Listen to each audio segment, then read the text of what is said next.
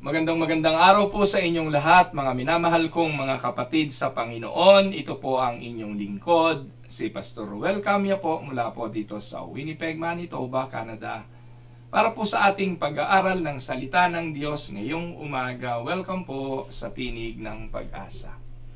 Ang atin pong pag-aaral ngayon pong umaga ay pinamagatan ko pong Principles to Follow When Struggling with Temptation. Isa po yata sa katotohanan na lahat naman ng tao ay dumadaan doon sa panahon na siya ay nakararanas ng pagkatukso.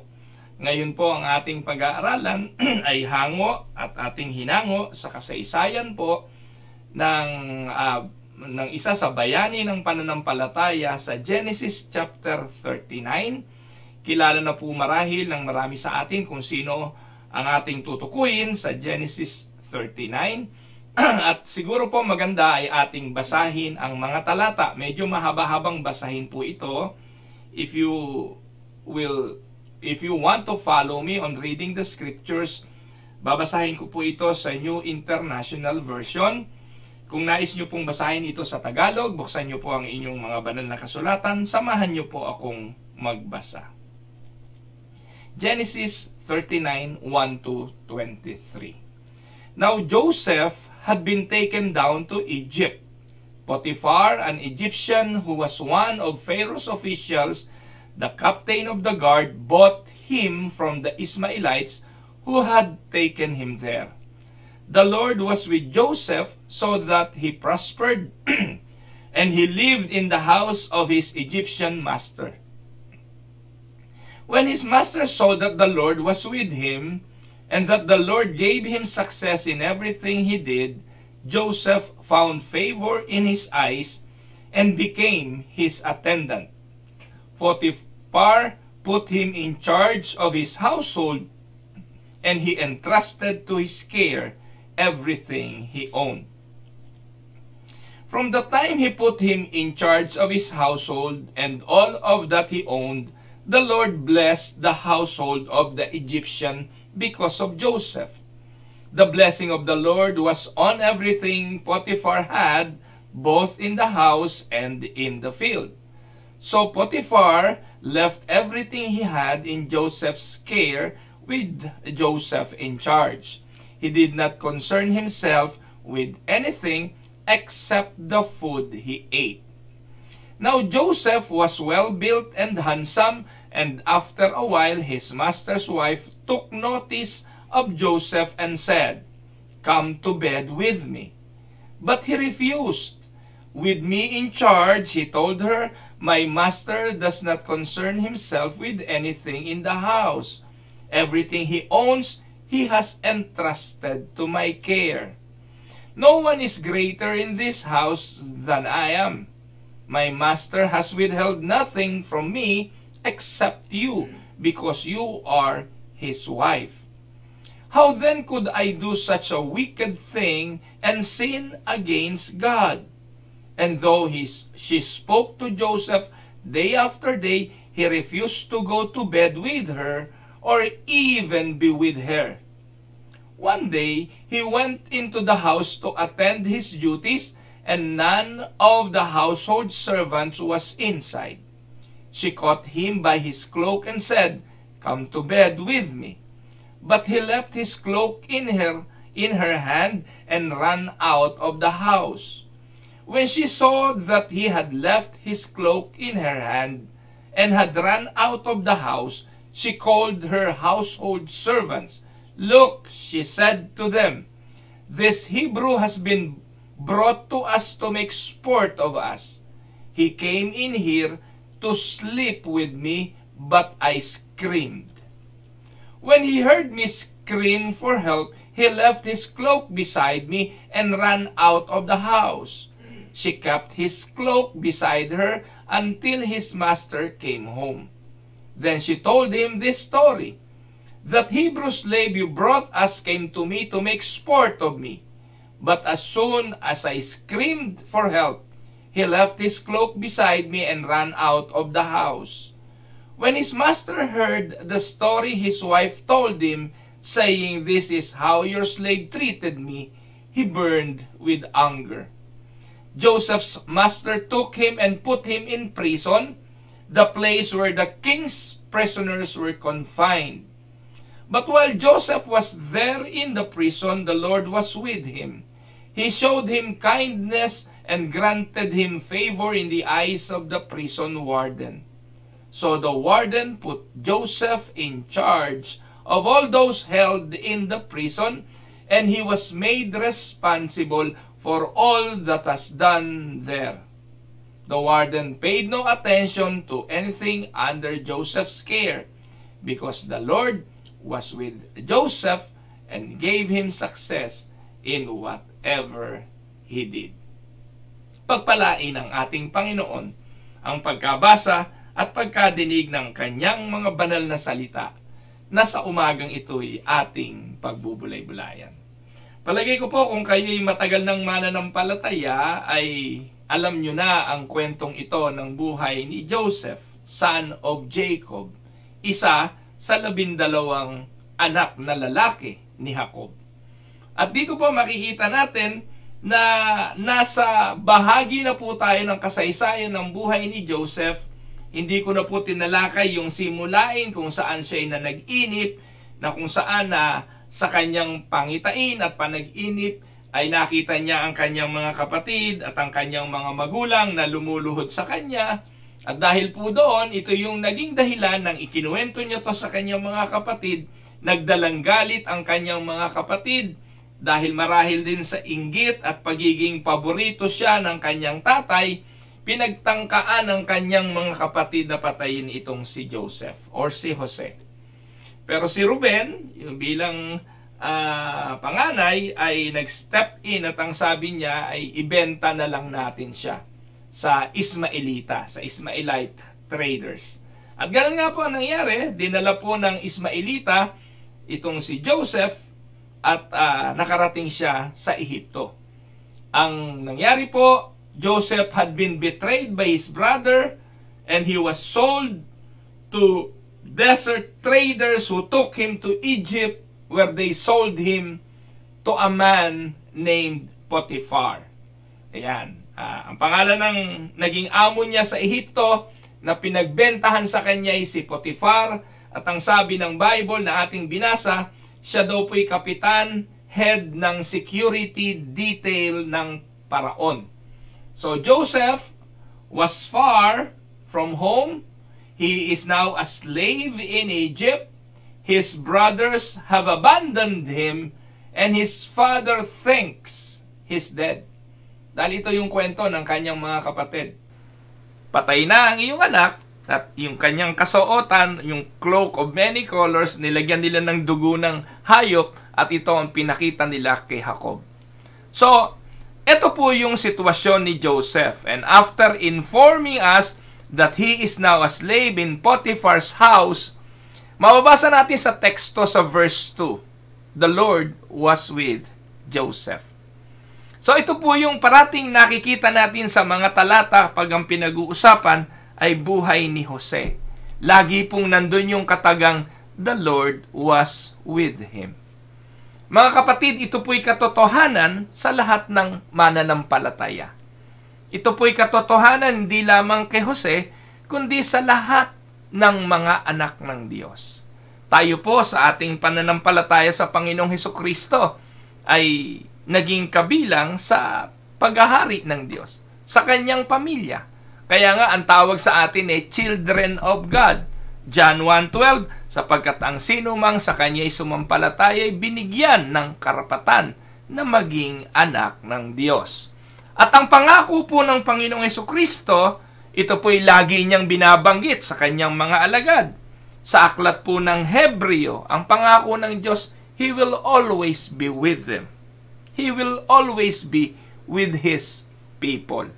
Ang Diyos po, hindi lang siya Panginoon, siya po hindi lang priest, o hindi lang siya Lord, hindi lang siya King, siya po ay priest. At ang trabaho po ng priest is to always intercede with His people. Kaya yun yung office ng ating Panginoong Hesukristo. Siya po ay King, siya po ay prophet, siya po ay priest. Yun po yun. Po. Kaya mahalagang makita natin yung office ng Panginoon na yon. Yung pangako po na lagi siyang nakaluhod, pangako na lagi siyang dumudulog sa Ama on behalf of His people. Kaya, maaasahan natin lagi yon, yung pangako ng Diyos na lagi nating kasama. So, ang tanong, kailan ba natin kasama ang Diyos? Kasama lang ba natin ang Diyos sa mga buhay na maayos, sa buhay na payapa, sa buhay na masagana, sa buhay na tila walang suliranin? Hindi. Dito po sa kasaysayan ni Joseph, hindi po siya iniwanan ng Diyos kahit malayo siya sa pamilya, kahit po siya under the slavery of Egypt, kahit inabandona na siya ng mga taong malapit sa kanya, at kahit ang akala ng iba'y patay na siya. Ang sabi ng Biblia, the Lord was with Joseph. So, that facts makes all the difference. Sa buhay po natin, knowing that God is with us, knowing that God will accompany us. Even Moses, alam niyo po ba si Moses, yun lang po yung pinangahawakan niya eh.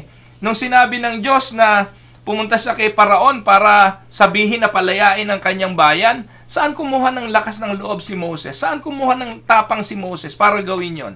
Doon sa pangako ng Diyos na I will be with you. I will speak on your behalf. Ano po? Sino bang gumawa ng iyong mga labi? Sino bang gumawa ng iyong mga dila?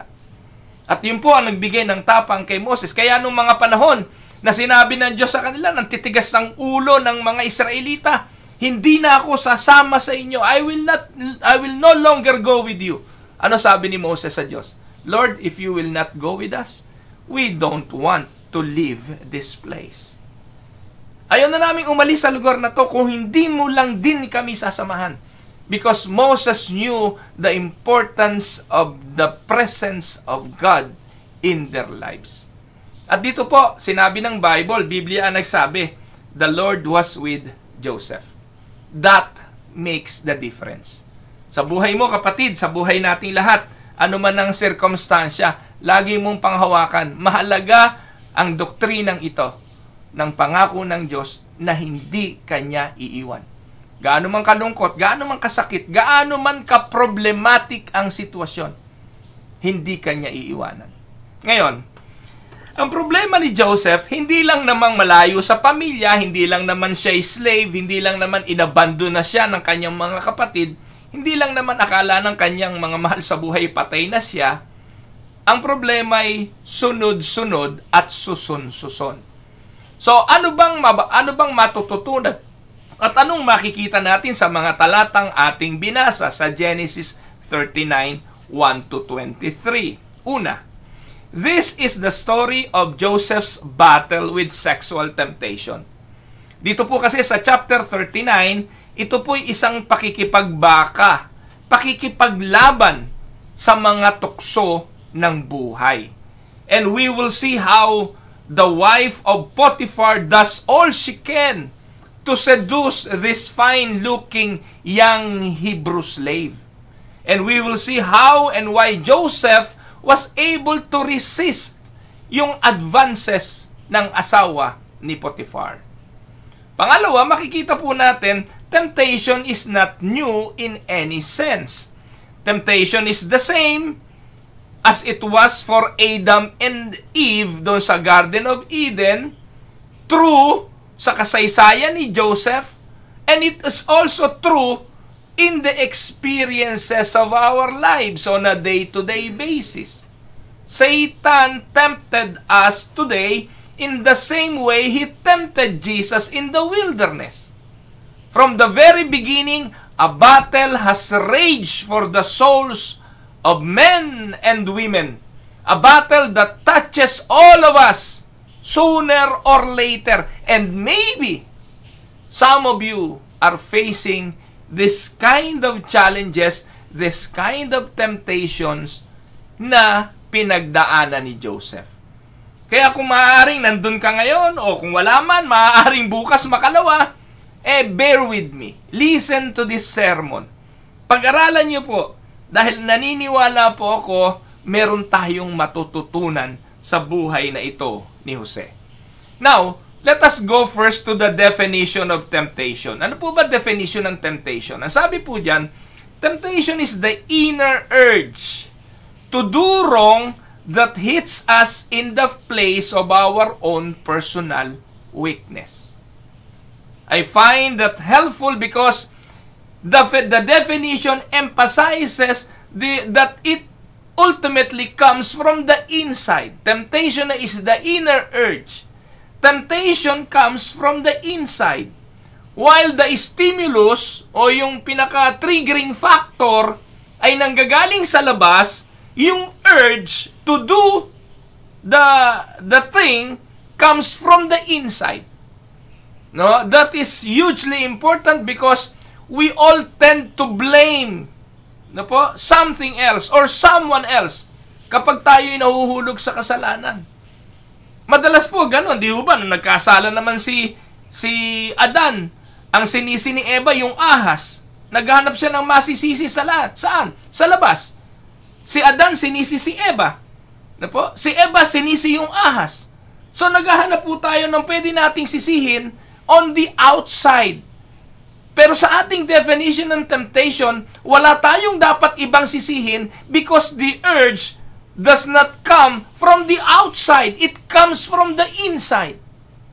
And we cannot lay that off on people or circumstances. No one makes us sin. We do that on our own. We sin because the urge to sin comes from the inside. Kaya sa umaga pong ito, merong mga prinsipyo tayong pag-aaralan. Hindi ko po siguro matatapos ito ngayon. Ipagpapatuloy po natin ito bukas. No, inuunahan ko na kayo kasi minsan inaabot tayo ng mahigit 1 oras eh. Pero magagandang prinsipyo po ito na ating titingnan. So, the familiar words of 1 Corinthians 10:13 reminds us that while we all face temptations, God will always provide a way of escape if we are willing to take it. Sabi nga po, wala namang pagsubok na dumating sa inyo na hindi naranasan ng ibang tao. It is common to man. Ano ba ibig sabihin ng word na common to man? Ibig sabihin, naranasan nila, naranasan ni Joseph, naranasan po ni Adan at ni Eva, naranasan po ni Jesus Christ. So it is common to be tempted. But there is a way of escape. There is no better example of this truth than the case of Joseph in Genesis 39. And from this familiar story, I find principles. Principles we need to know. Ano-ano ito? So, 1. Pwede kayong magsulat. Ano po? Ito po yung unang prinsipyo. When things are going well, be on guard. Kapag maayos ang takbo ng buhay. Sabi nga ng Bible, alam nyo, when there is peace, great destruction will come. Huwag tayong maging kampante. Huwag tayong manghawak doon sa sarili nating kalakasan. Huwag tayong manghawakan na dahil malakas tayo, sigurado tayong magtatagumpay. At kapag maayos ang takbo ng buhay, hindi tayo dadanas ng mga pagsubok. Hindi yun totoo. Kung titingnan po natin ang talata, ano po ang sabi? Genesis 39, 2-4. The Lord was with Joseph so that he prospered and he lived in the house of his Egyptian master.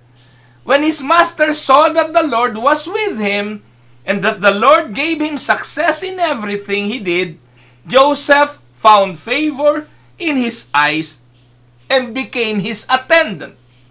Potiphar put him in charge of his household and he entrusted his care everything he owned. So, tingnan po muna natin ang kwento. Ano po? Noong nabili po ni Potiphar itong si Joseph doon sa Ismaelita na nagbenta sa kanya, doon sa trader na bumili sa mga kapatid ni Joseph para dalhin siya sa Ehipto. Hindi naman po binanggit magkano pagkakabili kay Joseph. Pero habang daladala niya na po ito siguro, hindi naman po siguro nakatali ng kadena, hindi naman po, no? kasama niya ito para dalhin sa kanyang bahay. A man named Potiphar entered the room. He is the captain of Pharaoh's bodyguard. He has a position of great honor. At ano po ang nangyari? Dala-dala niya, kasama niyang pumasok sa kanyang bahay itong si Joseph at inintroduce sa ibang mga katulong ito pong lalaking ito. At habang si Joseph ay inintroduce niya sa kanyang sa kanyang pamilya, sa kanyang sambahayan, siguro curious yung ibang mga katulong, sino ba ito? Ano bang katangian meron ito? Ang sabi po ng Bible, he is tall, about 6'1" perhaps. Well-built, may medium brown complexion. May siguro blue eyes. At kung titingnan, ay may forma. Good look, self-confidence, poise. At ito po yung katangian, marahil, ni Joseph. So, wherever Potiphar goes, Joseph follows. They look good together. Parang kung tutuusin, naging confidante ni Potiphar itong si Joseph.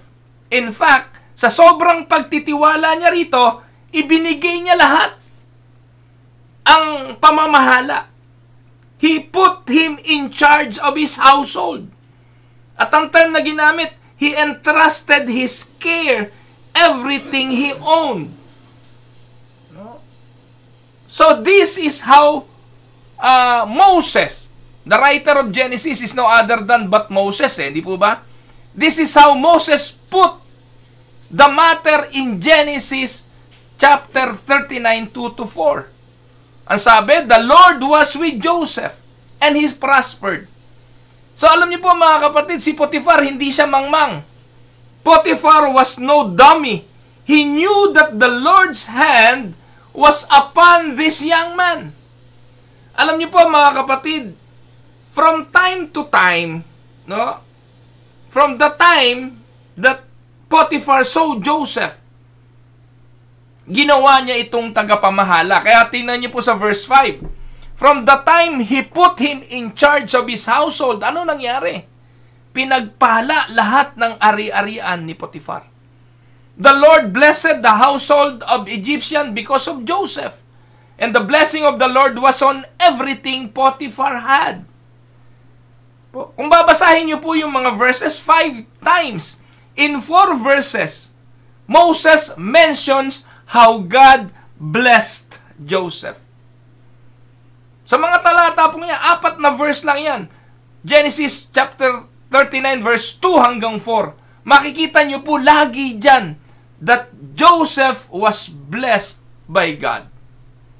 There are 2 things we ought to learn from this. May 2 bagay. Dito po muna tayo. 2 bagay na importante nating makita. Una, the first one is, lost people are not stupid. And Potiphar was no dummy. Alam ni Potiphar, kung sino si Joseph. At ang sabi po dyan, lost people, yung mga non-believers like Potiphar's, they are lost in their sins, but even in their spiritual confusions, they can see the hand of God at work in the believer's life. Lost people can spot who is the real Christian and not the real Christian. Yung mga hindi mananampalataya, alam nila kung seryoso to sa pananampalataya o hindi. Lost people are not stupid. Hindi natin mabobola kahit hindi mananampalataya. Lilitaw at lilitaw, kayang-kaya nilang ma-decipher, kaya nilang makita, kaya nilang malaman kung ikaw ay totoo o hindi totoo sa iyong pananampalataya. Kaya dito, si Potiphar, hindi naman siya Christian. Hindi siya believer ni Yahweh. Hindi siya believer ng Diyos ng mga Hebreo. Siya po'y pagano, pagan. Pero kita ng isang pagano na itong si Jose ay kinakasama ng Diyos. Or rather, sinasamahan ng Diyos. Ayun po ang sabi ng Bible, di ba? When his master saw, ano po, that the Lord was with him, and the Lord gave him success in everything he did. Alam ng non-believers. Kaya hindi ka pwede magtago sa kumpanyang pinagtatrabahuhan mo, sa workplace mo, sa paaralan mo, sa mga kapitbahay mo. Alam nila kung totoo ka o hindi. No? Kahit linggo-linggo kang magsimba, alam nila kung kaipokritohan lang yon. Kahit na linggo-linggo kang magpunta sa simbahan, mag-attend ng prayer meeting, kahit na lumakad ka ng paluhod sa simbahan, kita ng mga non-believers kung totoo ka o hindi. They will know who is the truth and they will know who is the phony. They can spot a phony a mile away. Yan po yung katotohanan. Sometimes we act like lost peoples have no perception of all. Minsan nakala natin yung mga hindi mananampalataya walang alam. Yes, maaaring hindi nila alam yung ating mga binabasang talata. Yes, marahil hindi sila maalam sa Biblia. Marahil hindi nila alam yung mga doktrinang pinaniniwalaan mo. Marahil hindi nila alam at hindi nila kilala ang Diyos, pero alam nila kung totoo ka o hindi. Tama? Because a totally depraved human being will not see God. Alam naman natin yan Yung totally dead person in their sins, hindi naman nila makikita liwanag ng katotohanan They will not see God. But they know. They are not foolish. They know if you are real or not. Nakuha niyo po? Lost people are not stupid. Kaya kung inaakala mo na maluloko mo yung supervisor mo, maluloko mo yung mga kasamahan mo sa trabaho by pretending to be believer, they will spot you if you are just fooling around or if you are not real. Kasi dito po, si Potiphar mismo, alam niya kung si Joseph ay totoo na sinasamahan ng Diyos o hindi. No? And they can recognize God's hand at work in believer's life. Yun nga po yung magandang patotoo ng buhay ng isang Kristiyano Kapag nakita po ng mga hindi mananampalataya ang buhay mo, matutuwa sila sa iyo. Walang guarantee na yung patotoo ng buhay mo can save or can help the other non-believers to be saved. Kasi dito hindi naman na-save si Potiphar Dito hindi naman naligtas yung si Potiphar, bagamat nakita ni Potiphar na maganda yung patotoo ng buhay ni Joseph. Na nakita niya na sinasamahan ng Diyos si Joseph. Hindi po rin siya nanampalataya sa Diyos ni Joseph. Pero naniwala siya na pinagpapala ng Diyos si Joseph. Nakuha niyo po? They can recognize God's hand at work in a believer's life. Potiphar may have followed a pagan religion and many pagan god, but he understood that Joseph was different and he respected him for it. Now, pangalawang punto na dapat makita, there is no contradiction between God's blessing and our temptations. Ibig ba sabihin, kung pinagpapala ng Diyos si Joseph doon sa panahon na siya'y nasa bahay ni Potiphar, bakit siya binigyan pa ng pagsubok? Bakit siya binigyan ng testing? Minsan nakala natin contradiction nito No? Na kapag tayo'y sinusubok, pinaparusahan tayo. Kapag tayo'y sinusubok, ay ang Diyos ang gumagawa nito. In fact, there are more likely to be tempted when things are going well. At ang akala natin, ang temptation ay dumarating lang doon sa mga panahon na tayo ay nasa matinding kahirapan. No? Sa obserbasyon ko nga po, most of the time, natutokso tayo kapag everything is okay. Kapag everything is doing well. Just like what happened to David. Do you remember David? Kailan ba nagkaroon ng temptation si David? Hindi po ba sa panahong hindi na siya sumasama sa digmaan? Hindi po ba during the time na kampante na siya doon sa ibabaw ng kanyang tore, Pakuya-kuya-kuy na lang doon. Kaya niya naispatan itong si Bathsheba na naliligo eh. When he was doing nothing, when he was at peace, when he was overwhelmed by the fact that everything in his kingdom is okay. So hindi na po siya, kumbaga nakampante na siya. And when we are enjoying God's blessing, we often become complacent and take those blessings for granted. And that's exactly when Satan wants to strike us. Kailan ba si Satanas ay tinukso si Job? Sa panahon ba na naghihirap si Job? Sa panahon ba na may karamdaman si Job? Sa panahon ba na namatayan si Job? Hindi naman eh. When everything is okay with Job, when everything is fulfilling in the life of Job, that is when Satan said to the Lord, kaya lang naman niya sumasamba sa'yo, kasi pinagpapala mo, maayos ang buhay niya, walang may karamdaman, walang namamatay. Hayaan mo ko na subukin siya. And that is exactly when Satan wants to strike us also. He hits us when things are going well. Kaya mga kapatid, yung laging ang gusto ay kasaganaan, yung gusto ay laging payapa, sino ba ayaw niyan? Pero kapag dumating ka sa punto na yon, watch out, be careful. Take nothing for granted. Keep your eyes open. Amen? And the lesson is clear. Ano lesson? When everything is going your way, when you've got the world in the palm of your hand, when you just got a promotion, when your popularity has never been higher, when your dreams start to come true, watch out. Be careful. Take nothing for granted. Keep your eyes open. Today's victories often lead on to tomorrow's trials. Amen? Yan ang realidad. Kaya, ano po ang prinsipyong unang dapat nating tandaan? When things are going well, be on guard.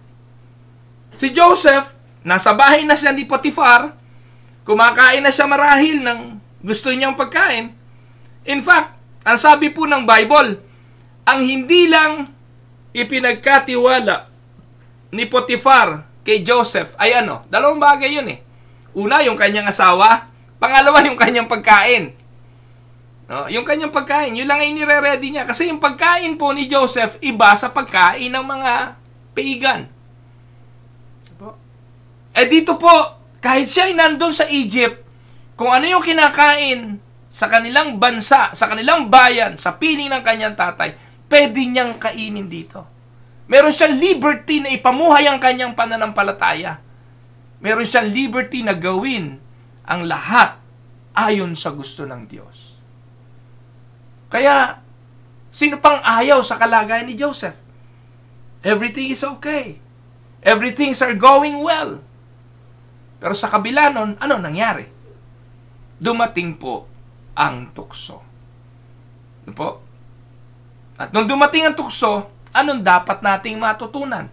Principle number 2. Principle number 2, when you are tempted, remember who you are.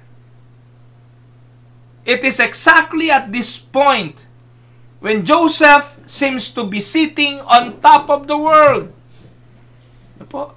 Nandun na po siya sa kalagayan na maayos. Siya na po ang nag-handle ng affair ng bahay ni Potiphar, yung mga ibang katulong ni Potiphar, siya na rin po ang nagmamando kung anong gagawin. And at this point, a new character enters the story. Wala siyang pangalan, hindi siya pinangalanan ng Biblia. Ang tanging pangalan na ibinigay sa kanya ay asawa ni Potiphar and is connected to Potiphar only. No? So, sa verse 7, mababasa po natin, sabi po, and after a while, his master's wife took notice of Joseph and said, "Come to bed with me. So, the Hebrew was a wonderful way of putting it. No po? Sa ibang translation ng Bible, ang sabi, and she, referring to Potiphar's wife, lifted her eyes at Joseph. Lifted her eyes. Dito po sa NIV, ang ginamit ko, took notice. Napansin. No? So, dati siguro hindi niya napapansin, pero at this point, napansin. Kailan napansin nung asawa ni Potifar? Nung dumating yung pangangailangan ng asawa ni Potifar. Alam niyo po mga kapatid, yung pagkatukso sa pita ng laman, hindi naman laging basta-basta na lang lumilitaw yan eh. Ano po? Yan po'y lumilitaw kapag ikaw ay nagkaroon ng isang pagbibigay atensyon. Walang iniwan yan dun sa bunga ng halamanan, sa gitna, yung bunga ng puno sa gitna ng hardin ng Eden. Kapag lagi mo pong tinitingnan, kapag lagi mong napagtutuunan ng pansin at atensyon kung ano yung binibigyan mo ng pagpapahalaga, pinagnanasaan mo ito eh.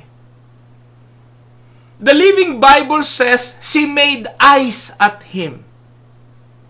As he crossed the room, she followed him with her eyes. Maybe a smile of satisfaction crossing her face. Joseph was a fine-looking man, young, strong, and the way, marahil, at this point in time, si Potifar ay hindi na kasing kisig ng unang nakilala ni Mrs. Potifar. Maybe because of many meetings sa paraon, many dinner and many lunch with the Pharaoh, tumaba na si Potifar. Hindi naman po yun. Sa pantaha ko lang yun. Ito po. Bunga lang yun ng malikot kong imahinasyon. Marahil hindi na ganun kahusay itong si Potifar sa pagbibigay ligaya sa kanyang asawa. At narito, a new man came to their home, makisig, ito po, magandang lalaki na pwedeng magbigay ng kanyang pangangailangan. She took notice of Joseph. So, hindi lang po yun, she must have been persistent dahil ang ginawa ni Joseph, ano pong ginawa ni Joseph dito? Makita po natin sa talata, ano po? Tinanggihan niya ito. Verse 38 o 39, 8, 9. Ang sabi ng asawa ni Potifar, come to bed with me. Verse 8, but he refused. He refused.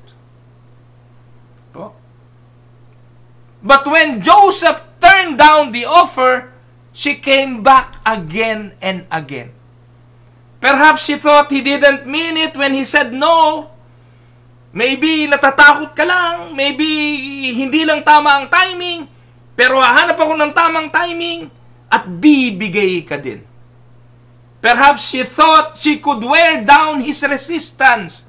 Perhaps she thought he wanted to, but she was just afraid at that point in time.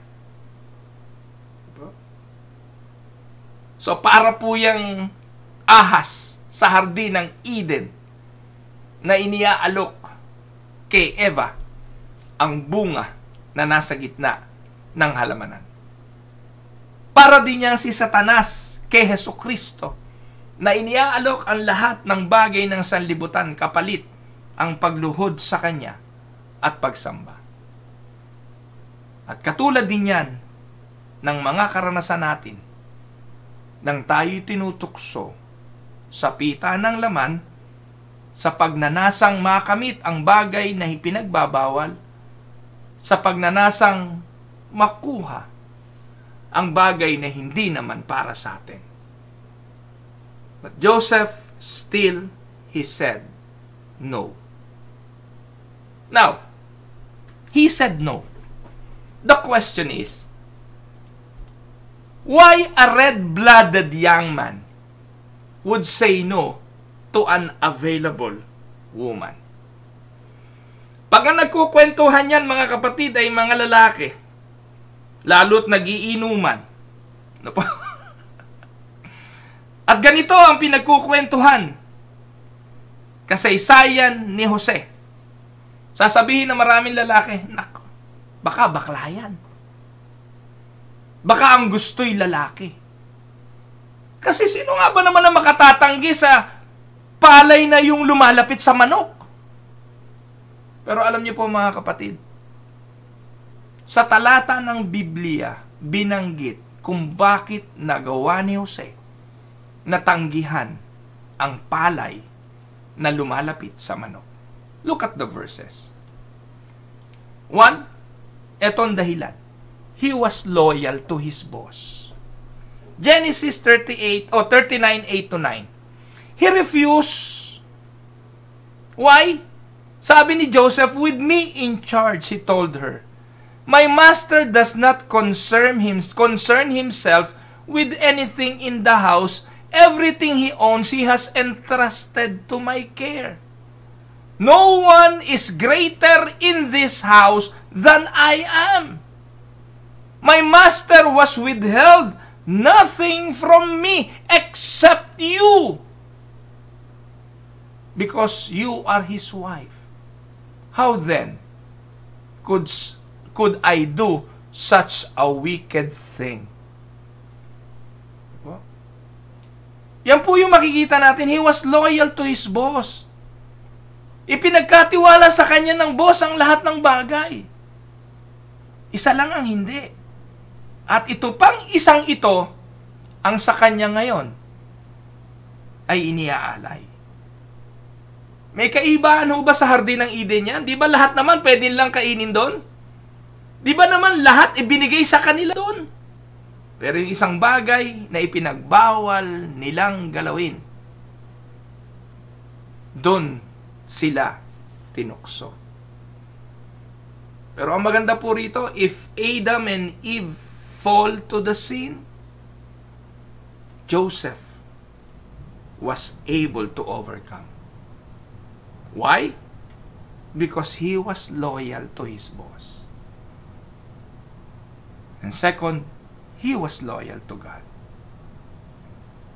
How then could I do such a wicked thing and sin against God?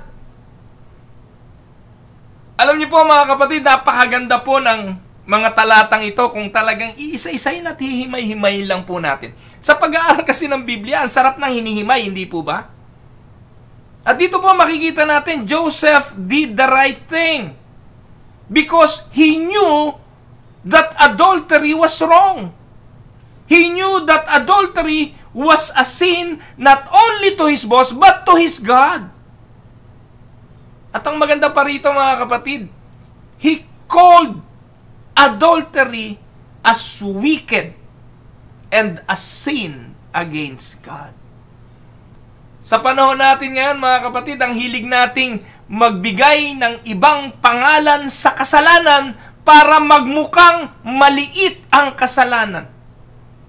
Christian now are under great pressure to compromise our convictions.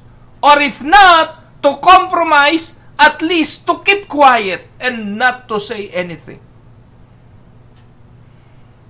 Ngayon ang tanong, how shall we respond? Mga minamahal na mga kapatid, we need to respond like Joseph. We need to carry on with tenacious, winsome courage, not changing our convictions about what is right and what is wrong. Instead of a hard work, in times like this, we need an infusion of Joseph's spirit so that we will do what he did. Amen? Mahalaga po mga kapatid. In times like this, kailangan natin ang espiritu ni Joseph. He called Bible things by Bible names. He called wickedness the sin. And adultery is a sin against God. Instead of a hard word like adultery, we uses word like affair, fling, one-night stand, And we even call it making love. Joseph, walang ibang tawag sa adultery kundi wickedness. Sa panahon natin ngayon, ang hilig nating magbago ng pangalan Palitan para magmukhang gumaang. Yung pagnanakaw, pinapalitan natin ng pangungupit. Yung pagbubulaan, pagsisinungaling, slip of the tongue. Nadulas lang. Yung pakikipagtalik, fling, or one night stand, or affair, or even call it making love. Call it whatever you like. Adultery is still sin because God says so. Mga kapatid, renaming sin doesn't change its character any more than calling rat poison food turns it into bread. Amen? Pero ano nangyari? Despite his flat refusal sa asawa ni Potiphar, Mrs. Potiphar continued to seduce him day after day after day. And finally, she made her move. One day, he went into the house to attend his duties, and none of the household servant was inside. Verse 11 to 12. She caught him by his cloak and said, "Come to bed with me." But he left his cloak in her hand and ran out of the house. So, makita po natin mga kapatid, hindi tumigil. Hindi tumigil itong asawa ni Potiphar. Hanggang sa isang araw, nakakuha ng tiyempo, wala mga katulong, talagang yung temptation, dadalhin ka doon sa pinaka-vulnerable ka Yung walang nakakakita, yung kayong dalawa lang, yung tingin mo, safe. So, anong ginawa ni Mrs. Potiphar? She's grabbing him and pulling him down with her. Joseph knew he belonged to God.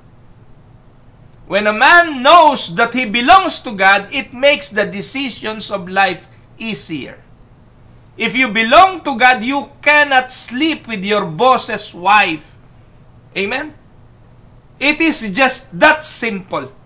It doesn't matter that she's lonely. It doesn't matter that she is available or anything else. You just cannot do it. End of story. No discussion needed. Period. Joseph didn't mess around. He didn't flirt with troubles. He didn't say, "How far can I go?" He just said no. And he didn't apologize for saying no. He didn't worry about hurting her feelings. He just said no. Masaktan ka kung masasaktan ka. Kasalanan itong gagawin natin. Hindi ito dapat mangyari. Hindi niya sinabing, "Sorry, Mrs. Potiphar, ha? Pasensya ka na. Hindi kita type Walang ganon. Sinabi niya na kasalanan ito at hindi siya kailanman papayag na mangyari ito. Now, let us go to the next principle. Principle number 3. We need to know that when you are tempted, act fast. Amen? Kapag tayo ay nasa panahon ng tukso, anong dapat gawin? Huwag ka na magpatanaw-teban. Minsan, alam niyo yung patanaw-teban? Yung kapag may nagiinuman, gusto mong matawag ka, padaan-daan ka, yung patanaw-patanaw ka, para matawag ka. Ganon. No? Hindi ka mananalo sa teritoryo ng kaaway. Mahirap magtagumpay dyan. Teritoryo niya yan Ilalagay ka talaga ng kaaway doon sa teritoryo niya para hindi ka makatakas. Para hindi ka makatakbo. At tandaan niyo, walang kukuha sa iyo doon para alisin ka doon. Ano sabi ng verse 12? Look at verse 12. Dito po, King James Version ito. No, kung nasa NIV kayo ngayon, I want you to go to King James Version. Pag nag-aaral po ako mga kapatid, magkakatabi po yan sa aking computer. Tatlong version. May Tagalog, may NIV, mayroon pong ESV, may ASV, may King James Version. Kasi may mga nakikita po ako na napakagandang pagtuunan ng pansin. Sa King James, ito po ang ganda. Sabi po sa King James, and she caught him by his garment, saying, lie with me. Sa NIV, go to bed with me. Dito po, lie with me, ihiga lang, ano po? Pero matindi rito, and he left his garment in her hand and fled, and got him out. Got him out. He left his cloak. He ran out of the house. Sa King James Version, he left his garment in her hand and fled and got him out. Now, why does it says he got him out? Why does King James Version said he got him out? Ang tanong, meron bang maglalabas sa kanya ron kung hindi siya? Imposible namang si asawa ni Potifar ang maglabas sa kanya. Walang pwedeng mag-alis sa atin sa tukso kung hindi tayo mismo. Nobody will take Joseph out of that situation except him. Because no one else could get him out, so he got himself out of trouble. Amen? Mga kapatid, likutin natin ang ating isipan. Pumasok tayo doon sa kalagayan ni Jose habang siya'y tinutukso ni Potifar, ng asawa ni Potifar. I made a list of excuses. Joseph might have given for sleeping with Potiphar's wife. Ganito ang katwiran ng marami. At pwedeng excuse ni Joseph na gamitin para makasiping siya sa asawa ni Potifar. Ano-ano yun? Halimbawa, we are all alone. Wala mga katulong, wala nang ibang tao, pwede mo akong sipingan, pwede kitang sipingan, kasi tayo lang dalawa. Minsan totoo yan, hindi po ba? Kaya most of the affairs nangyayari saan? Sa lihim. Sa mga tagong lugar. Ginagawa nung kayong dalawa lang. At madalas ito'y totoo. Pangalawa, she made me do it. This situation is also true with Joseph. Kasi, yun naman talagang babae ang nagpilit. Talaga namang yung babae ang gumagawa ng paraan. Ano po? She made me do it. At ito po yung katwiran ng maraming lalaki. Pasensya ka na kasi pinilit niya lang talaga ako. Tinukso niya lang ako eh. Kaya minsan nangyayari ang affair dahil dito. Siya yung tumawag. Siya yung nag-imbita. Siya yung nagyaya sa kondo. No? Ganyan yung sinasabi doon sa Katniel eh. Anyway, huwag natin talakayin. Pangatlo, no one else will know. This is probably true. Sa una, walang makakaalam. Sa una, marahil hindi nga mabibisto, pero tandaan po ninyo, sa una lang yan. Katulad na nangyari kay Haring David. Nung nabuntis na po si Bathsheba, ano na nangyari? May nakaalam na ba? Para walang makaalam, manganganak pa ng ibang kasalanan. Dumating sa punto na ipapapatay pa ni David si Uriah, and eventually ginawa niya. Yung asawa ni Bathsheba. No one will know.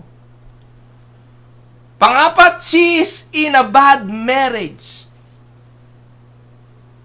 Paliligayahin ko lang naman siya. Hindi naman masama yun eh. May pangangailangan siya, bibigay ko eh.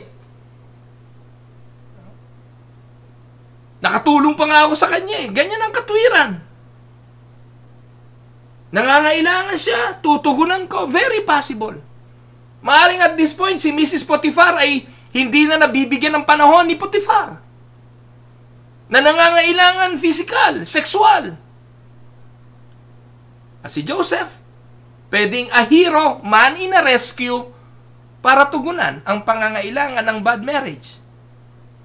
Very possible. Panlima, I'm single and I have needs too. Definitely true. Wala namang mawawala sa akin. Binata ako eh. May pangangailangan ako. Ganyan ang katuwiran ng marami eh. Nag-iingat naman ako. Nagko-contraceptive. Gumagamit ng protection. Wala namang mawawala eh. Ganyan ang mga affairs. And definitely true. Sino bang walang pangangailangan? Kayong mga nakikinig sa akin ngayon, may pangangailangan kayo, may pangangailangan ako, lahat tayo may pangangailangan. Pero hindi naman po pwedeng kahit kanino tugunan ang pangangailangan. Amen? Parang na tayong mga aso. Na kung makakita ng babaeng aso, kahit na ibang lahing aso. Naalala ko lang po yung aso namin si King eh. Kahit nakakita ng babaeng mas malaki kaysa sa kanya, wala siyang pakialam. Hahabulin niya ito. Ganun ang aso. Pero hindi naman po pwede yun. Pang-anim, I deserve this. I deserve to have this. I deserve to be happy. Hindi na ako nabibigyan ng kaligayahan ng asawa ko. Ganyan eh. Yung asawa ko nasa abroad, lungkot na ako. Mahabang panahon na akong walang dilig. No? Ganun. Sorry for the term. And I deserve this. That is not true. Ito pa ho, mabigat na katwiran. Lahat naman eh, nagkakaganyan eh. Lahat naman nagloloko eh. Lalo na yung katwiran niya, lalaki yan. Lahat ng lalaki, ganyan. Yan ang katwiran nung marami eh. Nung si Daniel Padilla, iniwanan si Catherine Bernardo dahil nga sa pagiging babaero. Ano po, binigyan pa ng katwiran ng iba. Nako eh, lalaki yan eh. Magandang lalaki pa, gwapo pa. Everyone fools around. Hindi po yun totoo kasi si Joseph nagtagumpay. Sometimes it sounds good, but that's not true. Not everyone fools around. Pero ito ho ang isa sa pinakamalupit na katwiran. Maiintindihan naman ako ni Lord. God will understand. This is a popular excuse. Pag nanakaw, Lord, maintindihan mo naman ako, may pangangailangan ako eh. Makiki-affair, Lord, maintindihan mo naman ako. Ang tagal na ng mister ko na wala eh. No? Lahat ng bagay na gagawin nating mali, hindi maiintindihan ng Diyos. Dahil tandaan ninyo, ang kabayaran ng kasalanan ay kamatayan. It was all or nothing. Either he's left with her or he faced losing his job. Anong ginawa ni Joseph? At first, he was courteous. Tinanggihan niya ng maayos. Naging maingat siya sa sumunod na pagkakataon. Panghuli, naging matapang siya sa pagtanggi. There is one other point to notice here. You've got to make up your mind in advance on what you're going to do. Kasi sa una, alam na naman ni Joseph, mga kapatid, na tinutukso siya. At that point, sa unang pagtukso, naging maingat na siya. At sa kanyang isipan, inilagay na niya.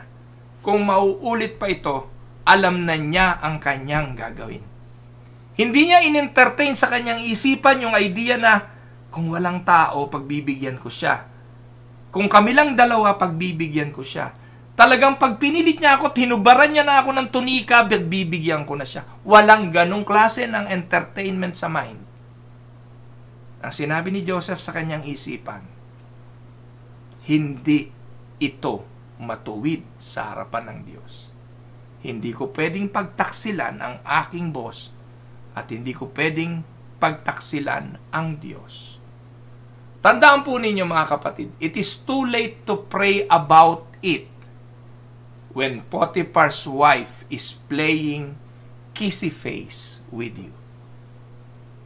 Napakahirap na pong magdasal mga kapatid kung nandun ka na sa sitwasyon ng tuksuhan.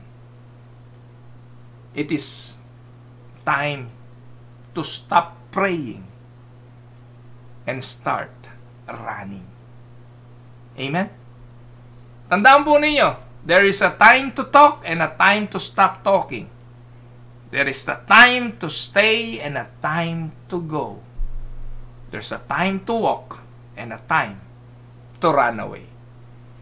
Alam niyo ba yung kanta ni Kenny Rogers, yung The Gambler? Sabi po ni Kenny Rogers, you've got to know when to hold, know when to follow, know when to walk away, know when to run. Ayan.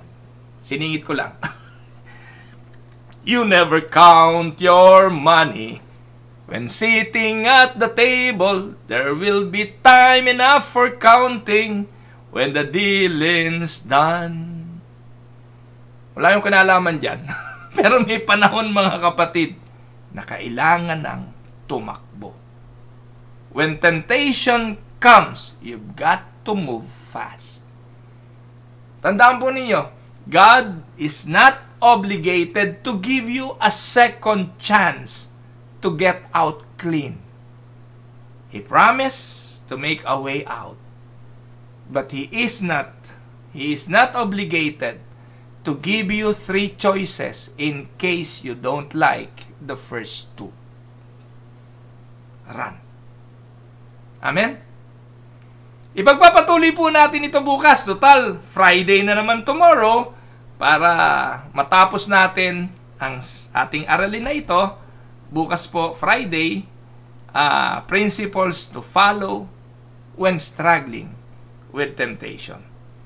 I hope pinagpala kayo mga kapatid. Ito po ang inyong lingkod, si Pastor Ruel Camia po, mula po dito sa Winnipeg, Manitoba, Canada, para po sa Tinig ng Pag-asa.